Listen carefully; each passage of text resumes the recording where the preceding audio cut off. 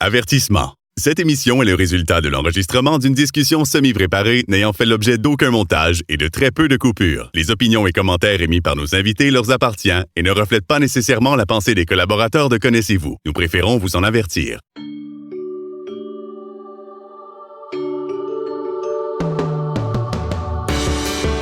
Connaissez-vous avec Martin Chouinard.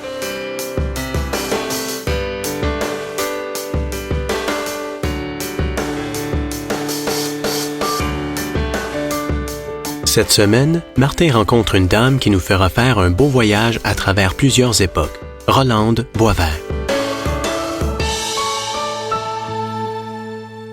Bonjour et bienvenue à une nouvelle émission de Connaissez-vous. J'espère que vous allez toujours bien. Mon invité aujourd'hui, c'est une dame qui, je sens, va vous raconter beaucoup de choses. Elle en a long à dire. Elle a beaucoup d'expériences de vie et puis elle veut continuer à en vivre des expériences, à suivre la technologie. Elle est très alerte, elle est très occupée, elle a un agenda qu'elle suit quotidiennement. Elle s'appelle Rolande Boisvert. Tout d'abord, bonjour Rolande. Bonjour Martin. Ça va bien? Oui, ça va très bien. Merci de m'accueillir chez vous, de vous prêter au jeu de mon entrevue. Le but du projet, c'est d'aller chercher des gens de toutes sortes, de toutes les générations, comme on pourrait dire. Ah, c'est un plaisir. Alors, j'aimerais ça qu'on commence, comme je vous le disais, j'aime ça faire les portraits des gens. J'aime ça commencer du début. Est-ce que vous êtes à l'aise de nous dire un peu où vous êtes né, dans quel genre de famille, comment ça se passait à votre époque? Bien sûr. Tout d'abord, moi, je suis né dans la région de Québec, à Sainte-Croix-de-Lotbinière. D'accord. Dans une grande famille de 10 enfants, dont 7 de vivants, 10 que ma mère a mis au monde. Nous sommes demeurés 7. Ah, OK. Et moi, j'étais dans le milieu de la famille. OK. Et puis, bien, je suis né chez... Mes parents, c'était des gens de la terre, des fermiers.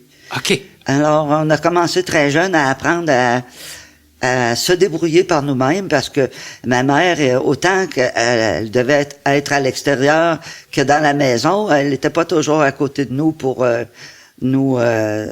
c'était une mère aimante, autrement dit, très dévouée, une bonne maman, mais qui avait pas le temps de nous cajoler tant que ça. Alors, il a fallu apprendre à se débrouiller. OK. Et là, vous, dans vos frères et sœurs, c'était filles, garçons? On était 3 garçons et 4 filles. OK. Oui. Faut que j'y pense parce que j'en ai plusieurs qui sont déjà partis. Ben oui. Pour l'autre monde. OK. Et c'est quoi vos premiers souvenirs, vous, de votre enfance? C'était déjà le travail sur la ferme ou... Oh, mes premiers souvenirs, mon Dieu Seigneur. C'est difficile à dire, on a pas mal de souvenirs. Mais mes premiers souvenirs que je me rappelle, j'étais quelqu'un qui avait très, très, très hâte d'aller à l'école. Et je me souviens, j'étais couché par terre, on avait un poêle à bois dans ce temps-là, puis je me couchais en dessous. Puis là, je pleurais, puis je disais à ma mère, je veux aller à l'école, je veux aller à l'école. Pourquoi j'avais ce goût-là si tôt, je ne peux pas l'expliquer. Ce qui a fait que on m'a accepté à l'école le jour de mon anniversaire, avant même que l'année scolaire commence, que c'était le 28 février. Alors, j'ai commencé l'école le 28 février en première année. Il n'y avait pas de maternelle dans ce temps-là. C'est bien sûr qu'en septembre, j'ai dû recommencer ma première année parce que j'avais pas fait toute l'année, mais ça, c'était un souvenir marquant de ma jeunesse, que l'école, c'était une chose très, très, très importante pour moi. Puis, il vous avait accepté en milieu d'année parce que vous aviez trop hâte d'y aller? Ben oui, moi, je passais mon temps à demander à mes parents quand est-ce que je vais aller à l'école, quand est-ce que je vais aller à l'école. Puis, je sais pas si... À ce moment-là, j'avais mon problème visuel parce que je suis né très, très, très myope, une très grande myopie en dessous de -20, là, qui a toujours été comme ça dans ma vie. Et puis, je sais pas si c'est ça qui a fait qu'ils ont dit, bon, ben, on va l'apprendre, on va l'accepter. J'ai pas le souvenir de ça. OK. Mais vous aviez des frères ou des sœurs oui. plus vieux qui allaient à l'école déjà? Ben, mes sœurs, étant déjà pas mal plus vieilles que moi, étaient déjà parties pour aller travailler à l'extérieur, parce que sur une ferme, là, on n'a pas de possibilité de gagner sa vie, là, toute la famille, là. Alors, mes sœurs sont parties jeunes, elles aussi, pour aller travailler à l'extérieur. Mais vous aviez donc une bonne différence d'âge quand même. Oui, parce que ben oui, j'avais au moins 10 ans de différence avec mes sœurs les plus vieilles. Ah là là, OK. Oui. D'accord. Oui. C'est sûr que d'aller à l'école aussi, ça devait être comme un... Oh, j'étais tellement heureuse, je vous dis, moi, l'école, mais comme tout n'est pas parfait dans la vie, non. J'étais une première de classe, puis quand je travaillais fort, naturellement, j'avais pas ça gratuit, là, parce que moi, j'ai jamais rien vu au tableau, c'était trop éloigné, je suis pas capable de lire. Alors, dans ce temps-là, on n'avait pas de moyens pour nous aider, comme je crois qu'on peut avoir aujourd'hui. Alors, on m'assoyait à côté d'une personne et qui me lisait ce qui était écrit au tableau pour que je puisse être capable d'y répondre. C'était des fois des travaux en français ou des mathématiques. C'est comme ça que j'ai fonctionné jusqu'en 7e année. Et malgré tout ça, j'étais une première de classe. Dans ce temps-là, il y avait les rangs, il n'y en a plus maintenant, mais dans ce temps-là, on était premier, deuxième, troisième, ainsi de suite. Et quand j'étais uniquement la deuxième, j'étais tellement malheureuse. Quand je rentrais à la maison, là, ma mère n'avait pas besoin de me demander si ça avait bien été en classe. Elle savait tout de suite que j'avais pas atteint mon premier rang. J'étais très orgueilleuse et très ambitieuse. Mais votre problème de vision, est-ce qu'il s'est connu à l'école ou avant ça? Le souvenir que j'ai, que mes parents... les gens n'étaient pas très sensibles à ça, on dirait, dans ce temps-là. Mm-hmm. Le souvenir que j'ai, c'est qu'à un moment donné, j'ai eu des lunettes qui étaient épaisses comme des fonds de bouteille. Ouais. Puis... ça l'aide pas à... Non, je me faisais rire de moi souvent. À se faire accepter. Puis pas du tout. Je faisais rire de moi souvent. On m'appelait l'aveugle, la Picard. C'était un monsieur dans notre village qui voyait pas bien, puis il s'appelait Picard. Alors moi, il m'avait surnommé l'aveugle, la Picard. Alors, pas besoin de vous dire que je me sentais pas très bien dans ça. Mais non, je comprends. Mais un des grands malheurs de ma vie à ce moment-là, c'est qu'en 7e année, parce que nous, dans ce temps-là, il y avait une 7e année, et puis, quand on voulait continuer nos études, il fallait s'en aller pensionnaire au village, là, chez les religieuses. Et comme mes parents, ben, ils étaient pas fortunés, puis d'autant plus, ben, ils étaient pas tant que ça scolarisés, ils attachaient pas l'importance à l'école que moi, j'y attachais, je sais pas pourquoi. C'était comme ça. Ben, c'était comme ça, hein. L'école, c'était pas tout le monde qui y allait. Puis alors, ce qui est arrivé, mes parents m'ont retiré de l'école en 7e année, prétextant que je ne pouvais pas suivre à l'école. C'est un pieux mensonge qui est faux aussi en même temps, disant que je pouvais pas suivre, mais alors que j'étais une première de classe. Mais à cause de votre problème de vision. Exactement. Et peut-être plus en pensant que ça serait trop difficile pour la suite. Oui, puis il n'y avait pas les moyens de payer aussi le pensionnat, puis en tout cas, ainsi, toutes sortes de raisons, là. Ça a dû être vraiment une décision malheureuse pour moi, vous. J'ai pleuré toute l'année. Oh. Ce qui a fait que tous les mois de septembre, par la suite, j'ai été triste jusqu'au jour où j'ai pu atteindre un but dans ma vie. Alors, en me disant tout le temps que je peux pas rester comme ça, j'ai travaillé dans des manufactures, je faisais des choses, mais c'était pas ça mon but. Mon but, moi, j'aurais voulu être professeur ou être institutrice. Il y avait pas beaucoup, être institutrice. Dans ce temps-là, on n'avait pas beaucoup de choix. Il y avait ça, ou ben non, peut-être être infirmière, mais moi, mon choix, c'était d'enseigner. Et, à cause des raisons, j'ai pas pu le faire. Alors, j'ai travaillé dans les manufactures, je me suis marié par la suite. J'ai eu mon fils, dont je suis fier aujourd'hui. Et puis, ce qui est arrivé, l'éducation pour les adultes. Ça a été ma bouée de sauvetage. Alors, étant donné mon intérêt pour l'école toujours, j'ai commencé à suivre des cours pour l'éducation pour les adultes. Un seul cours par session. Non, pas parce que j'étais pas capable d'apprendre plus, mais j'avais mon fils, puis il n'y avait pas de garderie dans le temps, j'avais pas de gardienne. Et puis, comme j'avais le père de mon fils, c'était un monsieur qui était malvoyant aussi, qui était non-voyant. Ben, quand je partais, j'étais inquiète. Puis, c'est pour ça que je prenais un cours à la fois. OK. Alors, ça a pris 10 ans. 10 ans pour faire un secondaire 5, pensez-y. C'est très long, mais j'ai réussi. Ben, c'était un objectif que vous aviez, puis vous l'avez atteint, même si ça a été plus long. Puis, Et puis, cet objectif, suite à ces 10 ans de cours-là, ben, il fallait que je termine mon secondaire. Là. Je me suis dit, il faut que j'aille au travail. Parce que, bon, ben, mettons que le mariage que j'ai fait, peut-être, j'étais contente, j'ai eu un bel enfant de ce mariage-là, mais en tout cas, c'était difficile, là. On avait de la misère pour toutes sortes de raisons. Alors, je savais qu'il fallait que je retourne au marché du travail. Alors, un jour, je me présente pour terminer. Là, je me suis dit, il faut que j'aille ma spécialité, il faut que j'aille au travail. Là, il faut que ça finisse. Alors, je me présente à une école qui s'appelle... Oh, mon Dieu Seigneur. J'ai oublié le nom, là, mais ils donnaient des cours pour terminer pour être secrétaire. OK. Puis, la dame qui m'a accueilli... Centre de secrétariat et commerce. La dame qui m'a accueilli, elle s'appelait Madame Schmidt, j'oublierai jamais. Alors moi, je lui dis mon besoin pressant d'aller au travail, puis tout ça. Puis là, ben comme de raison, dans ce temps-là, on n'avait pas de revenus. On était sur le bien-être social. Et croyez-le ou non, dans ce temps-là, on avait un petit montant, là, à peu près 100 $ par mois.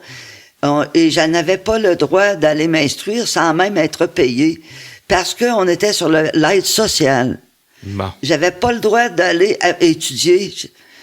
Ben là, j'ai insisté, connaissant ma détermination, j'ai insisté. La dame m'a dit, ben, je vais vous prendre, dans une semaine à peu près, j'ai un cours qui commence pour des non-voyants, j'ai 7 personnes, mais j'ai pas de budget pour vous. Elle me dit ça comme ça. Ben, quand elle a vu comment j'étais déterminée, elle m'a dit, je vais vous prendre et je vais vous prêter mon matériel à moi. Alors, on prenait des cours de dactylo, ça prenait un dictaphone et tous les autres équipements qu'il fallait. Les autres étaient équipés, mais moi, je n'avais pas. Mais elle a eu pitié de moi, j'imagine, ou elle a compris mon besoin. Puis là, elle m'a prêté son dictaphone que chaque matin, j'allais chercher dans son bureau, que je rapportais le soir. En tout cas, ça a duré 9 mois, je crois, la fin de ma formation. Et j'ai terminé le 14 décembre, la date que j'oublierai jamais. Je termine le 14 décembre mon cours en finalement avoir un petit diplôme de secondaire 5. Et puis là, je me dépêche. Pendant la période que j'ai suivi mes cours, je me suis divorcé malheureusement du père de mon fils. Et puis, ben là, je me suis mis à la recherche de travail tout de suite. Alors, oui, j'ai oublié, il y a quelque chose d'important que j'ai oublié de dire. Pendant que je prenais mes cours, j'étais pas à l'aise parce que j'avais pas le droit à cause du bien-être social, mais les autres étudiants étaient subventionnés, eux autres, par le Service Canada, par le gouvernement du Canada. Puis il y avait un agent qui venait voir les autres étudiants. Puis mon professeur, je lui avais parlé de ma situation. Alors elle m'a dit, elle a parlé de moi à ce monsieur-là. Alors le monsieur est venu me rencontrer, puis il dit, si tu veux, il dit, je vais t'aider. Je vais parler à ton agent du bien-être social. Je ne veux pas te nuire. Je vois que tu es tellement déterminé. Je vais parler en ta faveur. Alors, j'ai dit, c'est correct, j'ai accepté. Alors, lui, il a parlé à mon agent, puis j'ai été tranquille pour faire tous mes cours. Mais c'est là où j'en étais. À la fin de mes cours, j'ai tout de suite commencé à chercher du travail. Et je pense qu'une semaine après, j'avais déjà trouvé mon emploi qui était subventionné encore par le gouvernement à 85%.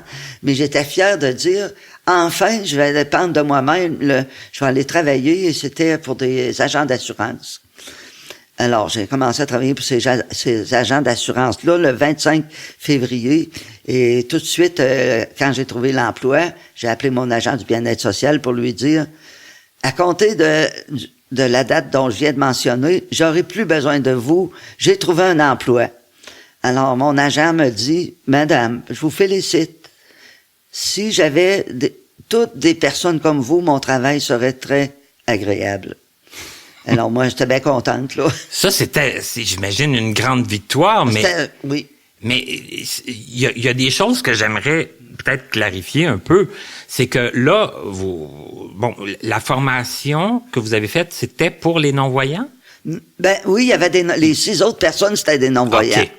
Mais vos autres expériences de travail que vous aviez eues avant, c'était pas des emplois pour non-voyants? Non. Quand vous avez fait vos cours aux adultes, c'était pas non plus pour les non-voyants? Non, moi j'ai toujours...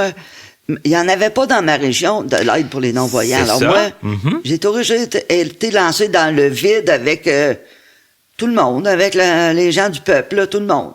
Mais, tu sais, vous me parliez au début que les gens, se moquaient de vous à cause de vos lunettes puis tout ça.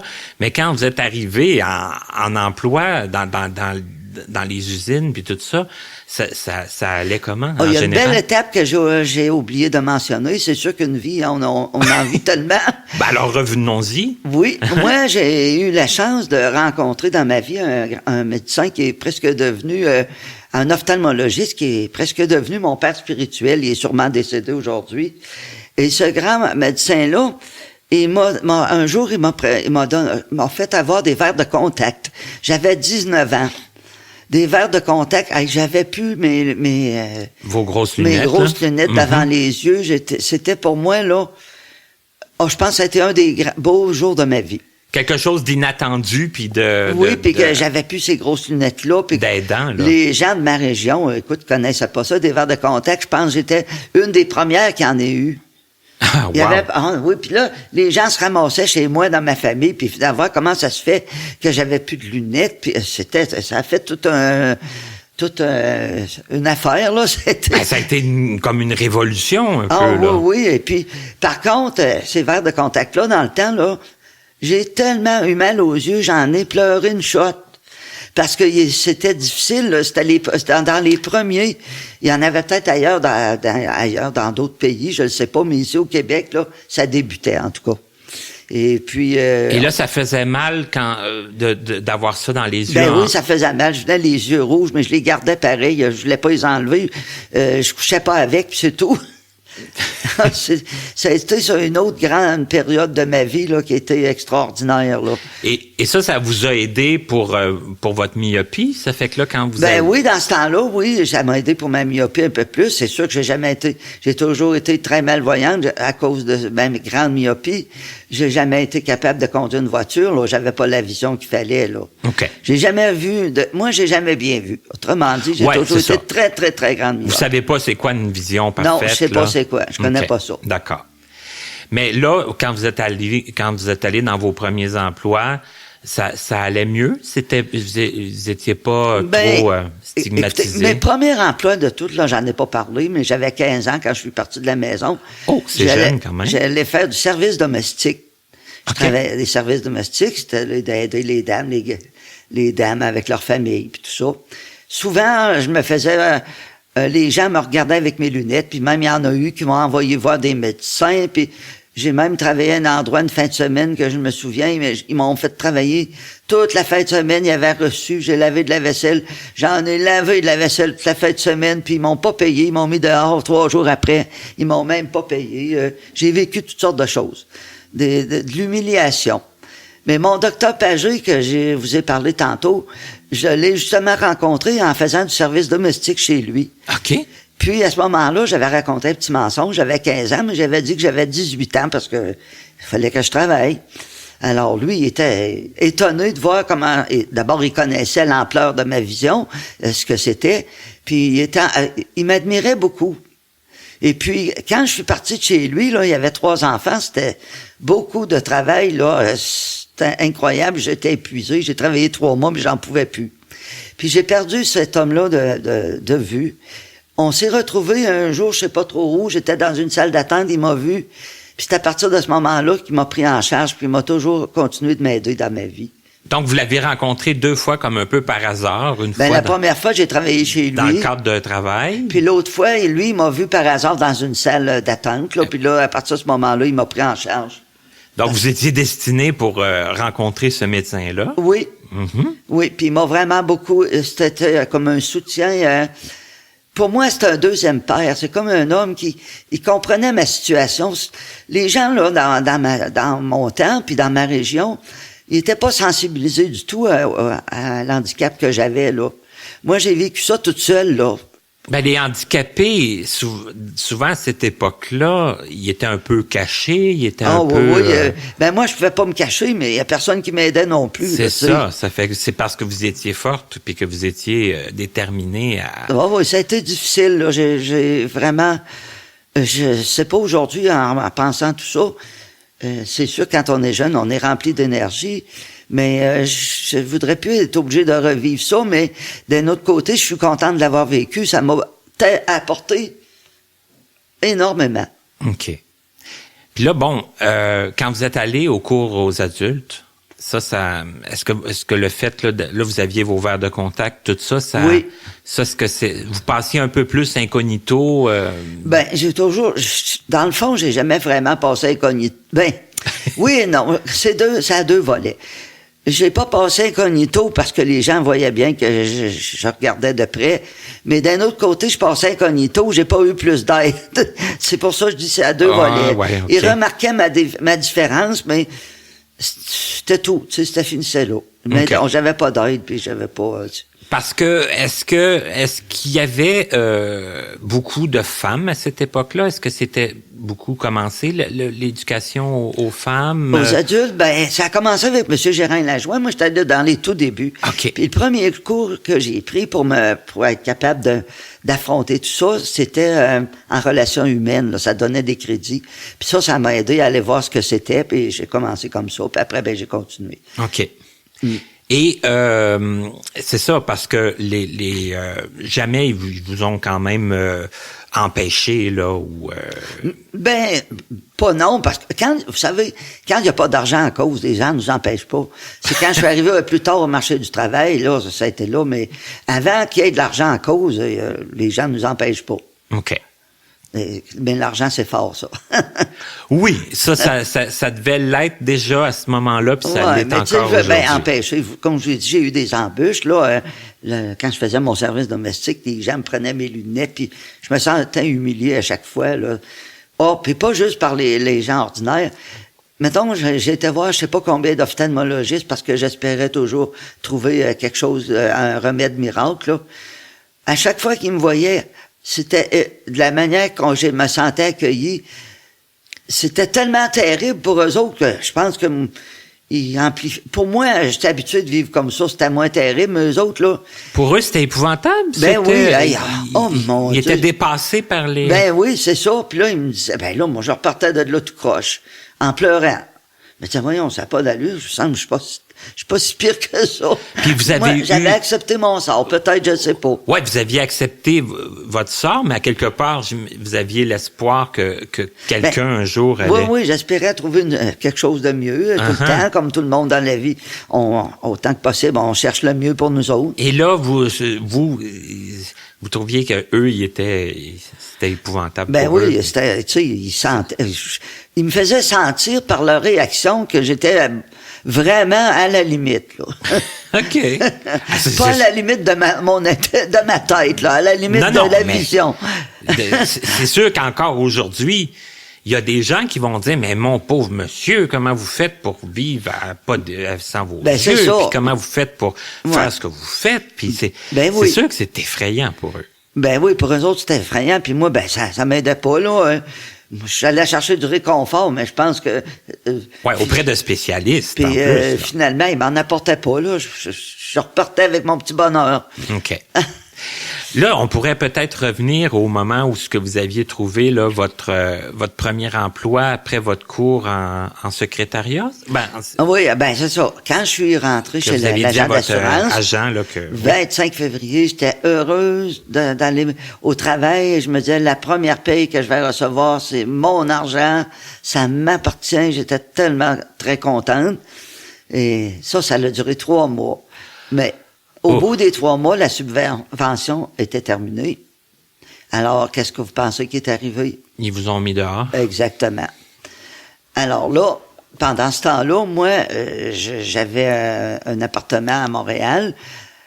Puis comme je vous ai mentionné tantôt, j'ai dû me séparer pendant que je prenais mes cours. Puis là, le propriétaire où on était, il m'a envoyé une lettre pour me dire m'expulsaient du loyer parce qu'ils voulaient rénover. En tout cas, Bon, OK. Puis là, j'ai dû me trouver un autre appartement. Alors là, j'ai eu la chance d'avoir une sœur qui était généreuse, qui a eu la gentillesse de signer pour moi parce qu'elle savait que j'étais responsable puis que aussitôt que je pourrais, que j'allais rembourser si jamais que je devais de l'argent. Et puis, j'avais 2 loyers, comme on dirait, à supporter, puis me mettre dehors, tu sais, je me sentais pas mal pris au dépourvu. Ouais, ça allait pas bien, là, parce que... Puis, oui, à ce moment-là, quand on avait pris nos cours, toutes les personnes qui étaient là, ils avaient dit, on a 3 emplois pour vous autres, les non-voyants. Mais moi, je faisais pas partie du groupe de non-voyants parce que j'étais pas inscrite avec eux autres. Mais par contre, moi, j'étais pas dans aucun organisme pour les non-voyants. Mais, ce que j'ai fait pendant cette période-là, je suis allé m'inscrire à l'Institut national canadien pour les aveugles, puis ailleurs, où ce qu'il fallait.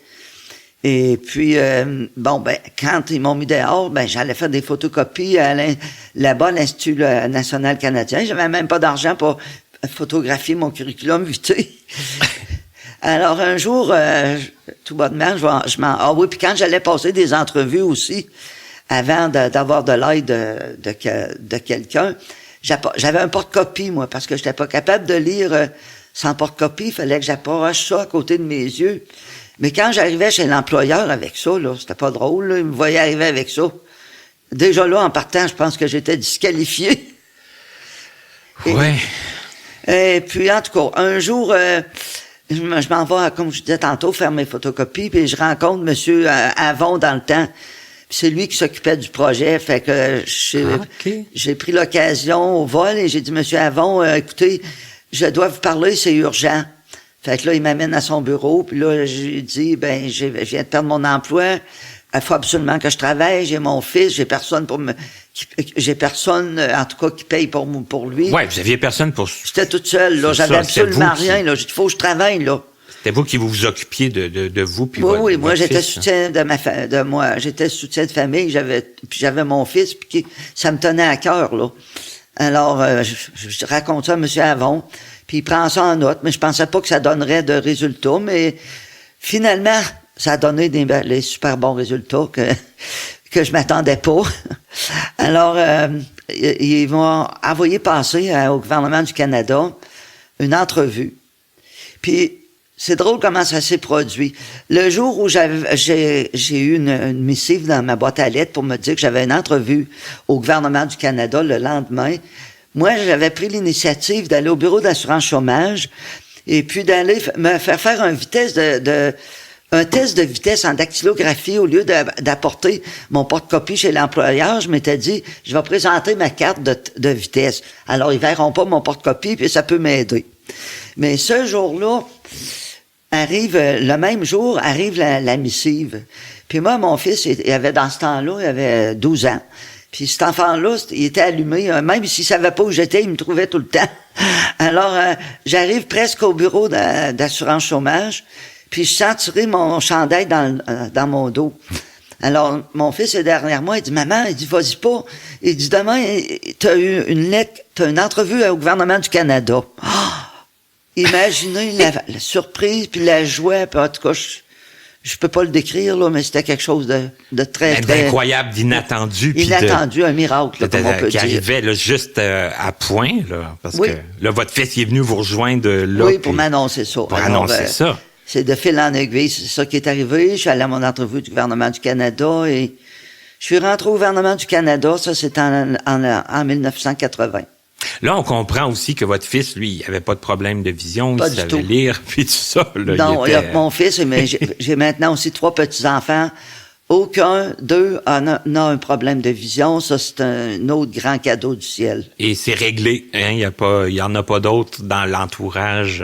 Moi, j'ai ma sœur, là, j'ai une sœur, mais qui est presque non-voyante aussi. Là. Okay. On est toutes les deux, là. Puis, par contre, je pense que c'est génétique, peut-être un peu du côté des filles. Peut-être, oui, ça se peut. Parce que j'ai des petites nièces qui n'ont pas autant notre problème, mais en tout cas, léger. Mais en tout cas, ça a été ça le début de ma carrière au gouvernement du Canada, puis j'ai travaillé pendant 26 ans. Mais ça n'a pas toujours été facile non plus. Et qu'est-ce que vous faisiez? Au début, j'ai eu l'emploi que je voulais pas, puis que mais je l'ai pris pareil. Ouais, ben là, oui. Hein? J'ai fait de la dactylo, imaginez-vous. T'es non-voyante, tu fais de la dactylo à journée longue. Dans ce temps-là, on n'avait pas de machine électrique, là, c'était des manuels. Ouais. On était loin de l'ordinateur aussi. Alors, en plus, on était le gouvernement du Canada, il y avait 10 étages d'employés. On appelait ça la section de travail où j'étais, le pool. Tout le monde, personne n'avait d'ordinateur dans la bâtisse. Ils apportaient leurs travaux à dactylographier chez moi, là, au pool dont je vous parle. OK. Alors, c'était toutes des écritures différentes. Aïe. Il fallait déchiffrer ça. Là. Moi, j'avais mon porte-copie. Il fallait déchiffrer ça. J'avais ma machine à écrire manuelle. Et puis, c'est pas tout. Là. Quand il y avait des corrections, là, on se trompe. Ou tu recommences ton travail au grand complet, ou bien tu essaies de le corriger pour rentrer à la bonne place off. J'ai tellement travaillé fort, puis j'arrivais chez moi le soir, là. J'étais tellement épuisé, là. Je pleurais, là, genre. Mais je me disais, je vais être capable, puis je vais réussir. En tout cas, je vous jure, là, à un moment donné, là, j'ai parvenu à faire de la belle mise en page, des beaux travaux, là. Oh, c'était aussi beau qu'à l'ordinateur, là, je vous le dis, là. C'était réussi. Mais il y avait de l'ouvrage en arrière de ça. C'est ça, là, il y avait de la détermination, puis il y avait du courage. Puis c'est encore comme on le disait en s'installant tantôt, hein, ce qui est facile pour quelqu'un qui a toute sa vision, pour nous, c'est toujours une couple de petites coches plus compliquées. T'sais. Oh oui, plusieurs coches. Et là, bon, ça a été votre premier emploi. Vous dites que ça a été l'emploi que je voulais pas, mais il y a eu des changements? Moi, j'ai appliqué à toutes sortes parce que le gouvernement, c'est grand. On peut aller travailler dans d'autres sections de travail, mais pour ça, ce qui arrivait, là, quand on était au pool, souvent, la patronne, elle prêtait ses employés dans d'autres sections, puis qui nous permettait de prendre de l'expérience, puis de pouvoir avancer, puis d'appliquer à des concours et tout ça. Mais moi, je m'apercevais qu'elle voulait jamais me prêter nulle part. Mais je connaissais mes capacités, je connais mes limites et mes capacités aussi. Aussi, c'est important. À un moment donné, là, il nous faisait des études de rendement, puis à un moment, moi, je me suis un peu fâché, peut-être indirectement, dans l'étude de rendement qui me disait on avait droit à écrire nos commentaires, et j'ai écrit comme suit, que c'était pas eux autres à décider si j'étais capable d'aller travailler dans un autre secteur, j'étais capable par moi-même de savoir si je pouvais le faire ou pas. Puis que autrement dit, je voulais leur dire que j'acceptais pas le fait qu'on me prête pas nulle part pour me donner la chance d'avancer. Et là, ça. Ça, c'était dans une étude de rendement que je l'avais dit. Mais c'est pas resté sans... Je sais pas si ça l'a aidé ou pas, mais j'ai continué pareil de cheminer parce que je suis quelqu'un qui reste pas assis à la même place. Si il se passe rien, moi, je me lève et autrement dit, je vais frapper ailleurs, comme on dit. Mais suite à ça, ils vous ont prêté à d'autres départements? Un jour, il est arrivé quelque chose. Quand j'ai vu qu'ils me prêtaient pas nulle part, j'étais allé... au bureau des ressources humaines, j'avais fait une demande, on appelait ça une demande de mutation. Alors, j'avais demandé d'être transféré dans un autre secteur de travail. Et puis, même si j'étais pas prêté nulle part, je sais pas pourquoi, mais les gens je sais pas si c'est parce que j'étais malvoyante, puisque ce qu'on entendait autour, mais les gens me connaissaient quand même dans les autres secteurs de travail. Puis, un jour, une dame, justement, des ressources humaines, me dit, avant, faut que je vous dise quelque chose. On m'avait envoyé prendre des cours de WordPerfect à Ottawa avec une collègue de travail. Ah oui, parce que là, l'informatique, ça... Ouais, ça commençait, puis WordPerfect, c'était tout nouveau, puis personne ne le connaissait, puis on m'avait offert cette chance-là que j'ai pas refusé, comme vous comprendrez. Alors, la dame des ressources humaines, dont je vous ai parlé auparavant, elle savait que j'avais été envoyé pour prendre ces cours-là. Les ressources humaines, ils savent tout, comme on peut dire. Puis là, elle me dit, quand vous reviendrez de votre cours de WordPerfect, elle dit, nous autres, on s'est intéressés à vos services. J'ai dit oui. Bon. J'ai dit oui, mais j'ai dit, avant, je vais aller me pratiquer dans mon secteur de travail. Quand je vais être prête, je vais vous le dire. Elle dit, non. Vous viendrez chez nous, puis vous allez vous pratiquer chez nous. Okay. Alors, moi, j'ai dit oui. Et puis, je vais vous avouer, là, je vous confesse quelque chose. Comme on dit des fois, la vengeance est dure au cœur de l'homme, elle est douce au cœur de l'homme. Ben ça a été une petite vengeance qui était très douce à mon cœur.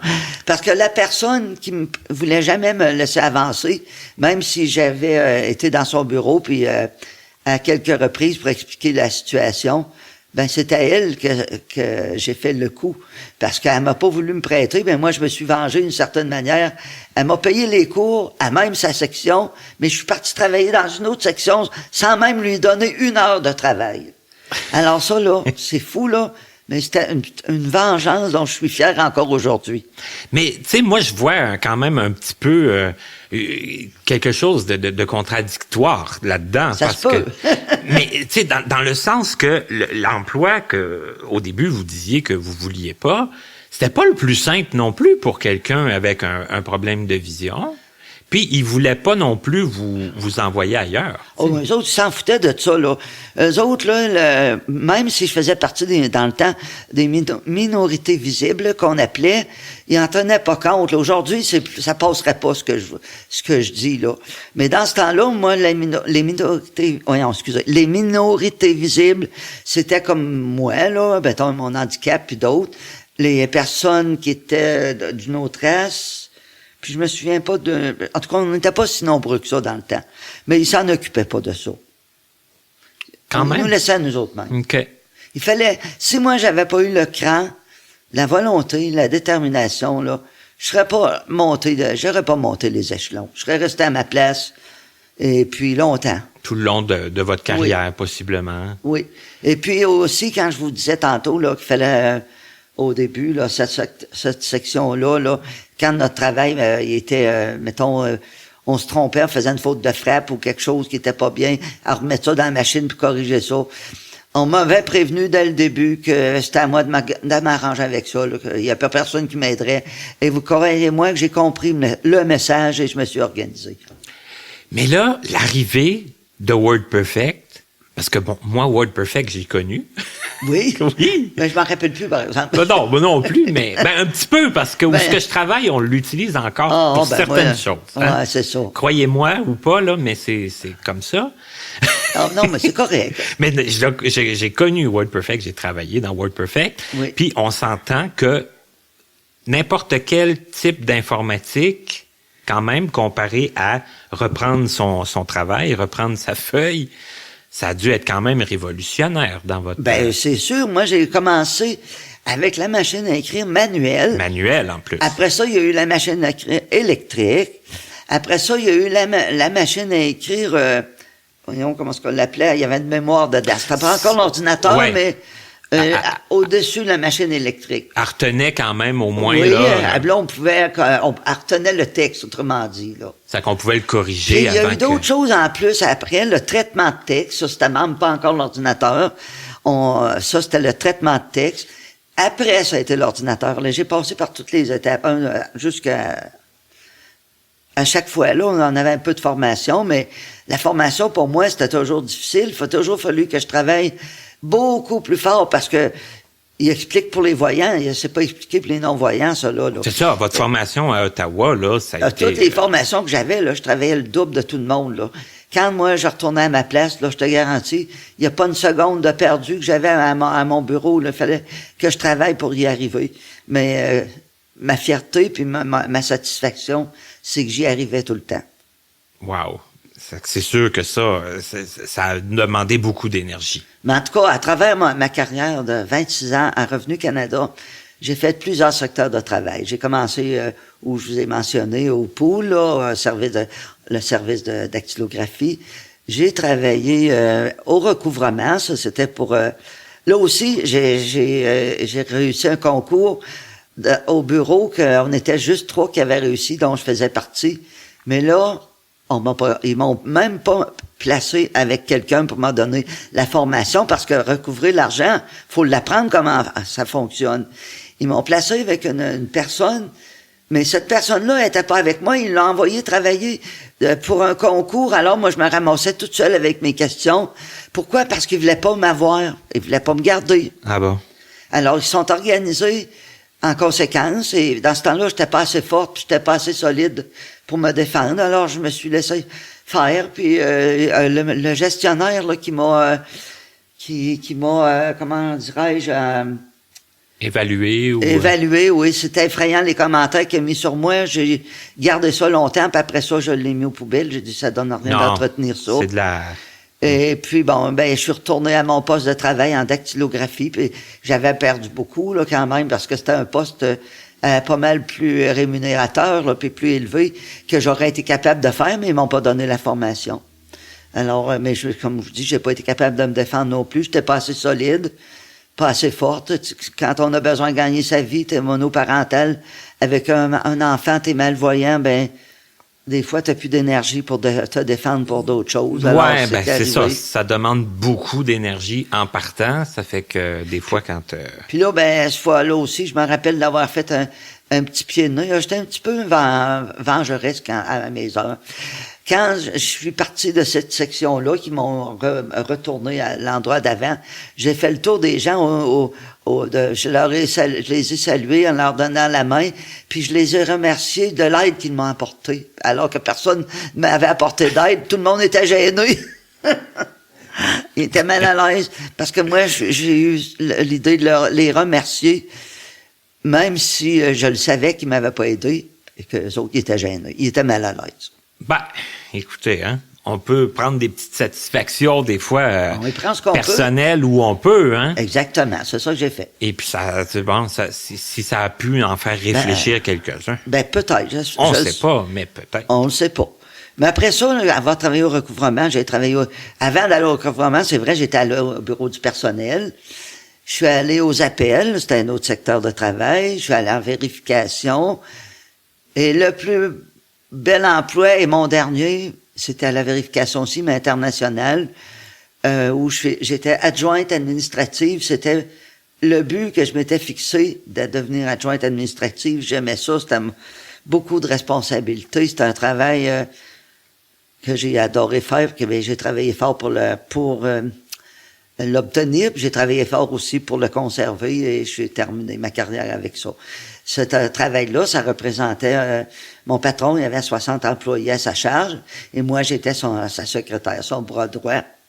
Quand il m'a accueilli, lui, il ne me connaissait pas. Les autres employés autour me connaissaient, puis étaient très contents que ce soit moi qui ai réussi cet emploi, ce poste, pour accéder à ce poste-là. Alors, en pleine réunion, on était à peu près 7-8, il y a ses chefs d'équipe, puis il y a moi, puis lui. Il dit à ses employés, il m'a pas félicité de rien, il dit on va avoir notre nouvelle adjointe. Il dit, c'est Rolande, c'est tel que vous voulez, puis vous allez l'avoir. Puis il m'a pas félicité rien de ça. C'est l'accueil que j'ai reçu, mais c'est pas grave, je suis habitué, Ouais, vous n'aviez vu d'autres. Oui, je suis habitué. Cependant, à un moment donné, je m'aperçois que quand je travaillais avec lui, il y avait des travaux, il me les confiait pas.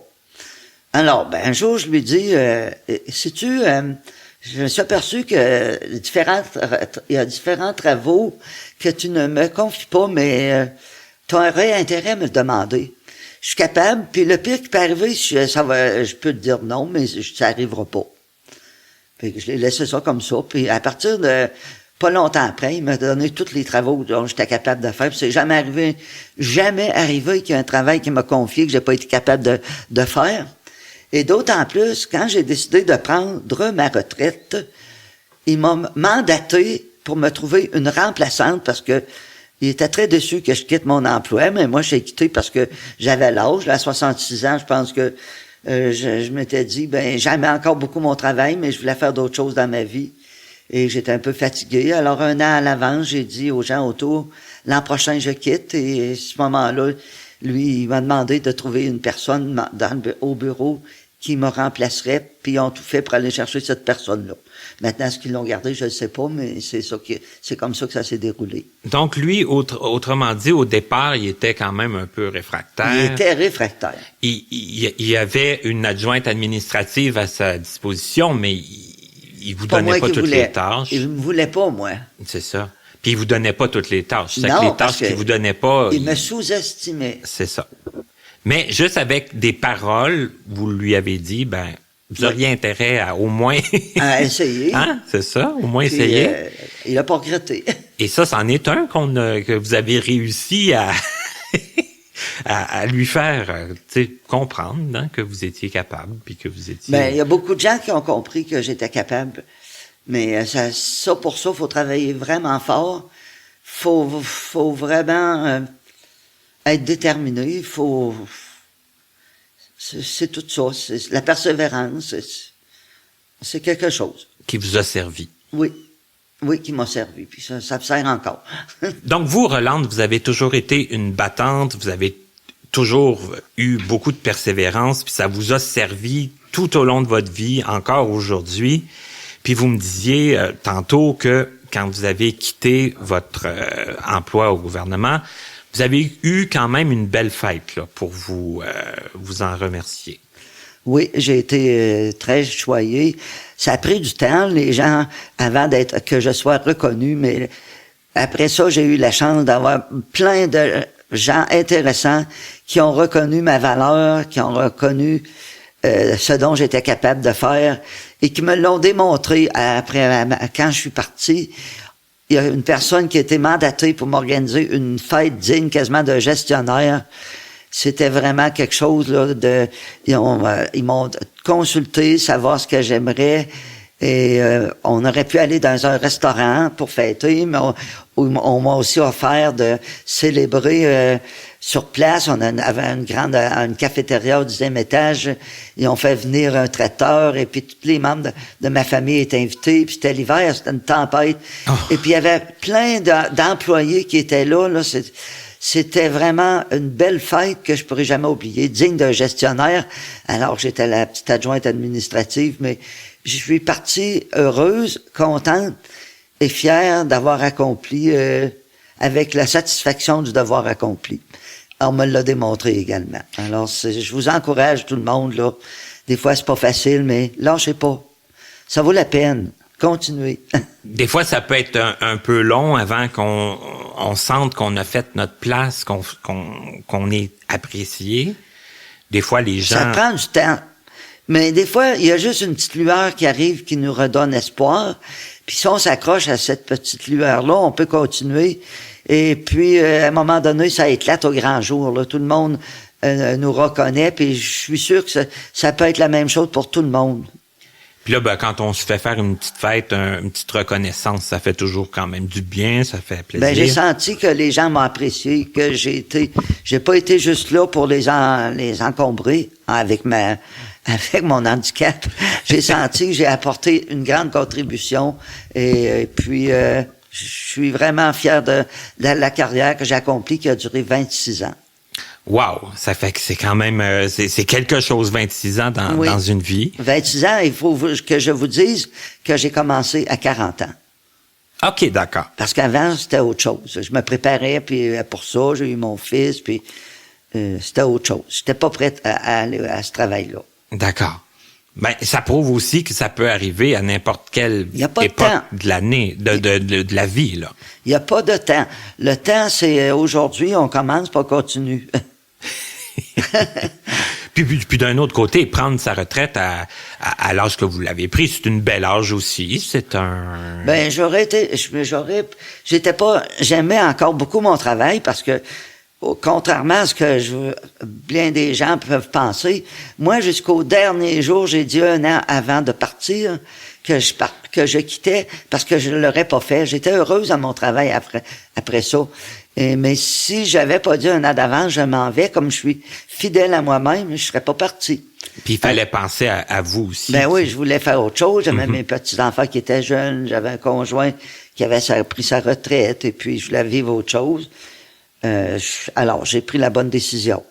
Que vous regrettez pas? Pas du tout, parce que j'ai pas le temps de regretter, je suis très occupé. Mais ça, c'est ça, là, parce que moi, retraite, quand mon père a pris sa retraite, j'avais très peur qu'il s'ennuie.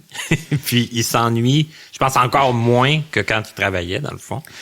Mais il faut que ce soit bien planifié, puis il faut savoir quoi faire, il faut avoir des idées. C'est sûr que les premières années de ma retraite... mettons que là, la première année pour à peu près tout le monde, on sait pas trop, là, on était un petit peu On était un petit peu perdus. Là. Un peu déstabilisé. Oui, là. mais j'avais quand même ce qu'il fallait pour pas trop m'ennuyer non plus. Là. J'avais mes petits-enfants qui étaient jeunes, j'avais un conjoint et tout ça. Et puis je m'étais dit aussi qu'en prenant ma retraite, que je ferais du bénévolat. OK. Alors ça, c'est quelque chose qui me tenait à cœur, mais je savais pas trop vers quoi où je pourrais aller. Mais à un moment donné, j'ai trouvé. Quand j'ai été vraiment prête, je vais vous raconter comment ça s'est passé. Oui. C'est une belle histoire. Là, mon fils m'avait mis en communication. Il savait que j'étais prête là, à aller vers d'autres activités. Alors, il m'a mis en communication avec une dame à l'hôpital pour qui me présentait tous les genres de bénévolat qu'on pouvait faire, mais je ne me sentais pas attirée à l'hôpital. Alors, j'ai laissé aller. Puis un jour, c'était au mois d'août, je me promenais, faisait un beau soleil d'été, et j'étais dans l'autobus, il y a une dame qui commence à parler avec moi, elle était toute souriante, puis là, elle dit, je m'en vais faire mon bénévolat. Puis moi, comme c'était un sujet qui m'intéressait à ce moment-là, je dis, où allez-vous travailler pour faire votre bénévolat? La dame me dit, je travaille à Emma Québec. Ah. Alors là, j'ai eu un déclic qui m'a dit, oui, je pense que c'est ça que j'aimerais faire. Alors, la dame me donne une carte d'affaires, et là, je téléphone au bureau d'Emma Québec. Puis là, j'ai expliqué mes expériences de travail au gouvernement du Canada, puis j'ai parlé aussi de mon handicap visuel. Puis là, la dame me dit, qui m'a répondu, elle me dit, moi, elle dit, je vous verrais très bien au télérecrutement. Puis là, elle m'explique qu'est-ce que c'était. On appelle les donneurs de sang pour les inviter à des collectes, puis faire des rendez-vous et tout. Et là, tout de suite, ça a tombé en plein ce que je voulais, parce que moi, j'aime beaucoup le service à la clientèle, avec les gens, parler aux gens. J'aime beaucoup ça. OK. Alors, j'ai commencé en 2011 et j'y vais encore. Alors, ça fait 9 ans ou presque que je fais régulièrement une journée de travail à Emma Québec. Et okay. Ça me rend très heureuse. C'était ma prochaine question. Donc, une fois par semaine, vous allez à Emma Québec, oui. dans leur bureau. Oui. Et là, vous faites au téléphone, vous appelez les gens? J'appelle les gens, je fixe des rendez-vous, ou je les informe tout simplement qu'il y a des collectes. Et puis, j'ai fait une grande journée de travail. Mon transport adapté là, vient me chercher le matin entre 9h30 et 10h. Et je rentre chez moi le soir entre 8h30 et 9h. J'ai travaillé toute la journée. OK. Et j'aime tellement faire ce travail-là, je suis pas fatigué. Le lendemain, j'ai un petit peu plus au ralenti, mais ça, c'est normal. Mais je suis pas pressé, je suis retraité. Alors, j'ai le temps de me reposer le lendemain. Et puis, ça, c'est une de mes activités, mais j'en ai d'autres aussi. OK. Celle-là, c'est mon bénévolat. OK. Là, parce que quand vous parlez de vos autres activités, c'est vos autres passe-temps, c'est vos autres oui, intérêts? mes autres passe-temps, l'hiver, là, du mois de septembre jusqu'au mois de mai, je fais partie d'une organisation qui s'appelle Reflet de femmes. Il y a des conférences tous les lundis sur des sujets différents, avec des animateurs différents aussi. Et on apprend beaucoup et j'aime ça, continuer d'apprendre. Et puis, le mardi, la marche au Mont-Saint-Bruno, dont je fais partie depuis 2014, tous les mardis. Avec la SAM, ça? Oui, avec la SAM. Alors, tous les mardis, je marche 2 heures au Mont-Saint-Bruno. Je suis l'aîné, j'ai pas peur de le dire. J'ai des petites jambes courtes, je suis pas capable de suivre le groupe, mais on m'accepte quand même. Ils acceptent tout le monde à la SAM. Oui. Ils sont intéressés à faire de l'activité. Tenace, je suis tenace, mais je marche moins vite que le groupe. Comme je vous ai mentionné tantôt, mais je suis capable de marcher 2 heures. Wow! Mais quand même, hein? Oui, et puis j'ai mes petits-enfants, puis j'ai toutes sortes d'activités, des amis. Je vais au théâtre, je lis beaucoup de livres. J'ai toujours des livres dans mon sac à main quand je me promène en transport adapté, puis que ça prend 2 heures. Je prends mon livre, puis je vois pas le temps passer. Alors, la retraite, c'est du temps pour nous, c'est du temps pour soi.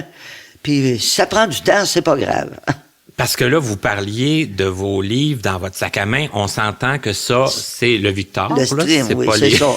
c'est pas des livres. C'est pas des livres, c'est ça. En braille ou en imprimé ou quoi que ce soit. Là, non.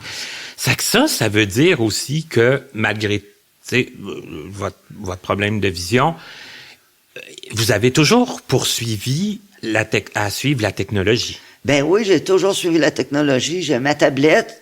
j'ai mon iPhone et récemment, j'ai renouvelé mon ordinateur pour un Windows 10 parce que j'étais avec Windows 7 et j'ai renouvelé au complet parce que je me suis dit, malgré mon âge, il faut pas arrêter de faire ce qu'on est capable de faire. Il faut continuer. Alors, je suis en train là d'amadouer mon écran pour le mettre à ma portée parce que moi, j'ai presque plus de vision. Ça prend des contrastes et c'est pas facile, mais je vais y arriver. Donc, l'ordinateur... Et là, sur l'ordinateur, vous faites quoi? Parce que je sais que vous avez un courriel, parce qu'on s'est envoyé des courriels. Vous faites quoi? Vous faites-vous des recherches sur Internet? Je fais du téléchargement de livres. Oui. Et puis là, je suis en train d'explorer mon ordinateur, qu'est-ce que je pourrais faire de mieux, parce que j'ai plein de choses sur Windows 10 que je connais plus ou moins, mais je sais pas que je fais tant de choses que ça. Comme du traitement de texte, je suis capable d'en faire, mais j'écris mes courriels, c'est tout. Là, vous avez moins de raisons dans... Oui, c'est ça.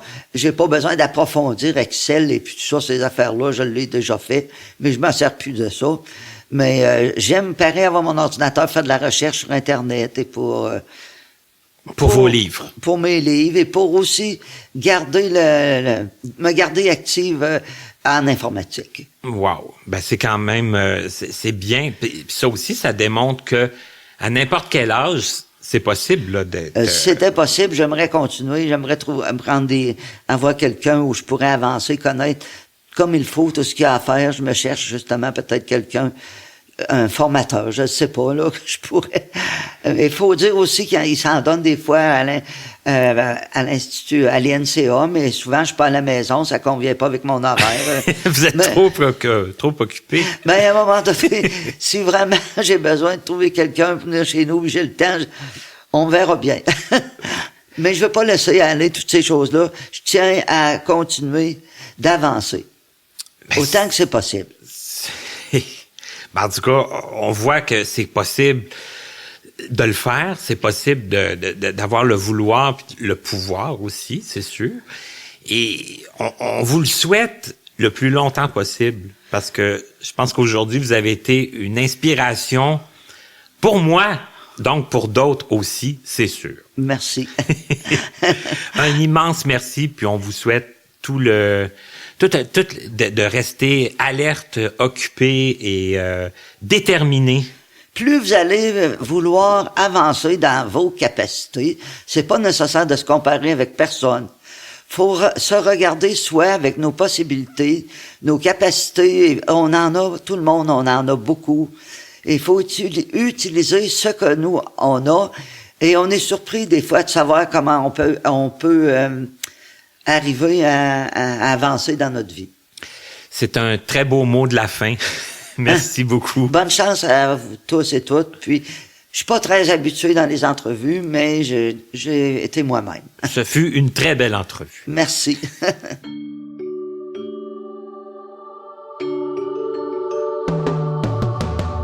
Vous venez d'écouter Connaissez-vous avec Martin Chouinard. Présentateur, Stéphane Pilon en collaboration avec Papillon Sonic. Voix du générique, Joel Pucci. Notre site web est toujours disponible au www.martinchouinard.com. Notre adresse courriel est connaissez-vous2017@gmail.com sans tiret. Nous attendons vos commentaires et suggestions. Un immense merci à la compagnie Point par Point Incorporée, l'Association des aveugles de la Rive-Sud, AARS, ainsi qu'au Regroupement des aveugles et amblyopes du Montréal métropolitain, RAAMM, de nous prêter gracieusement leurs locaux pour l'enregistrement de certaines de nos émissions.